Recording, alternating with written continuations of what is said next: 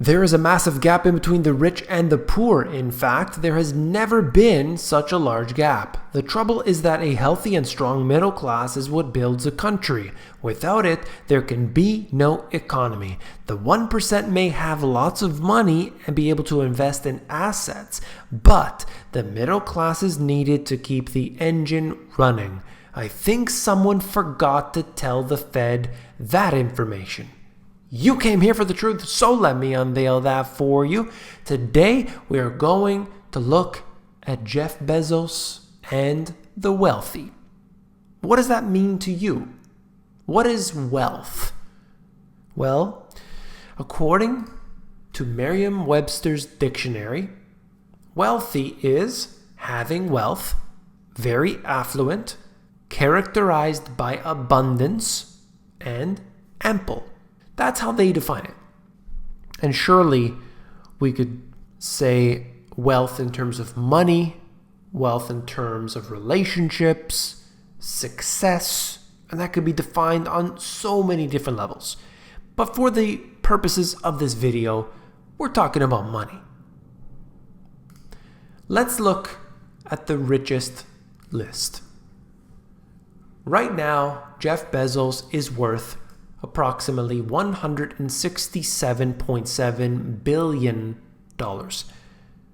Number 2, Bill Gates at around $100 billion, Warren Buffett at about $87 billion. All right, so these are the top 3 in the world, but Jeff Bezos, because of the Amazon stock, much of his wealth is tied into that, has seen his net worth escalate dramatically this year. And we're going to get into that further today. I think it's really interesting to see how somebody's wealth can expand so dramatically in such a short period of time. You know, he's been a billionaire for many, many years. But this level is a whole different way of looking at things. Simple calculations show that Bezos, who made $67 billion in 250 days of the current year, 2018, he earns $268 million per day, or $11 million per hour. The number is nearly 1 million times higher than the average Amazon warehouse worker's pay of just $15 an hour. So he makes $11 million an hour. The average worker in the warehouse makes $15 an hour.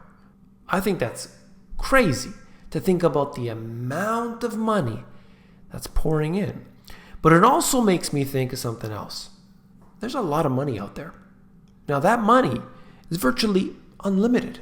We have quantitative easing. The central banks are literally printing it.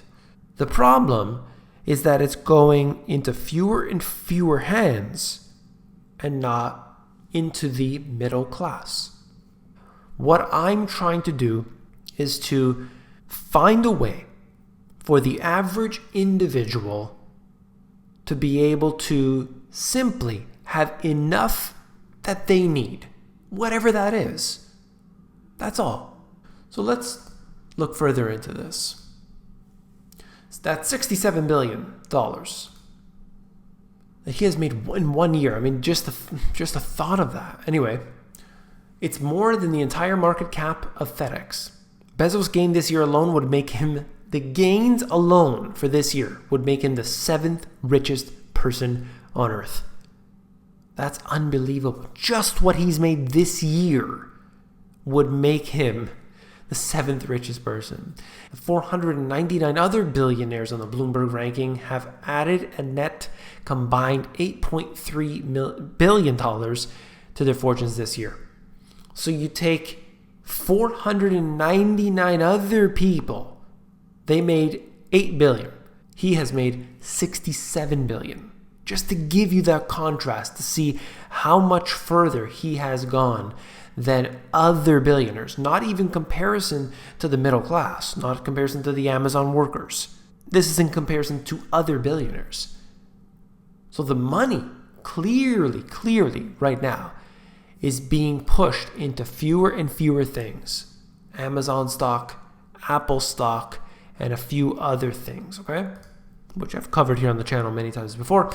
Amazon Alpha, Bezos' gain in 2018 has outpaced the rest of the Bloomberg wealth ranking. You could see that here, just showing you the white line, Jeff Bezos, and the blue line is the rest of the Bloomberg billionaires. Charlie Munger, you might know him, business partner of Warren Buffett. Warren Buffett and Bill Gates have said this is the smartest man in the world. Both of these guys, okay? So basically the number 2 and number 3 richest people in the world are calling Charlie Munger the smartest person. For Munger, the simple habit is the key to wisdom and success. In my whole life, I have known no wise people who didn't read all the time. None. Zero. That's him. That's a quote. If you want wisdom, you'll get it sitting on your you-know-what. That's the way it comes. Indeed, Buffett also reveres reading and spends up to 6 hours at it each day. And then this individual, Todd Combs, one of the proteges at Berkshire, spends nearly 12 hours each day reading. Okay, but let's just take that for an example.